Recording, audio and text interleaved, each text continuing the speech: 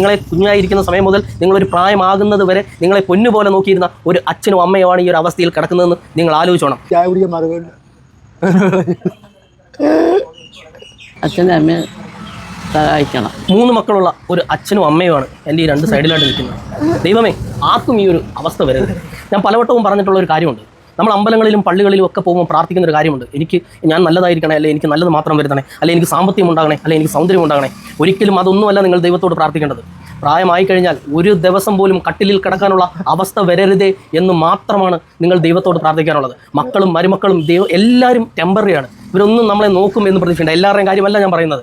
ഞാൻ 2-3 വീഡിയോ ചെയ്തിട്ടുണ്ട്. കാര്യം ഇതുപോലെ നോക്കാൻ പറ്റാതെ മക്കൾ ഉപേക്ഷിച്ചിട്ട് പോയി പുഴുവെടുത്ത ഒരു അമ്മയുടെ വീഡിയോ വരെ നിങ്ങൾ ചാനലിലൂടെ കണ്ടതാണ്. കാര്യം ആരും നോക്കാനില്ലാതെ ഇവർക്കിപ്പോൾ ആഹാരം കൊടുക്കുന്നത് പോലും ഇവിടെ അടുത്തുള്ള ഒരു ഹോട്ടലുകാരാണ്. ഞാനിപ്പോൾ നിൽക്കുന്നത് ആഞ്ഞിലിമൂട് എന്ന് പറയുന്ന സ്ഥലത്താണ്. അതിനടുത്തായി ഒരു ഹോട്ടലിൽ ആഹാരം കഴിക്കാൻ ഞങ്ങൾ കയറിയപ്പോഴാണ് ഈ ഒരു ദുരവസ്ഥ, ഈ ഒരു ദാരുണമായ ഒരു സംഭവം ഞങ്ങളുടെ ശ്രദ്ധയിൽപ്പെടുന്നത്. അങ്ങനെയാണ് നേരെ ഇങ്ങോട്ട് വരുന്നത് കേട്ടോ. ശരിക്കും ഈ അച്ഛനും അമ്മയ്ക്കും ഒട്ടും വയ്യ. ഇവർക്ക് ആശുപത്രി പോകാനോ മരുന്നിനോ ഒന്നും വയ്യ.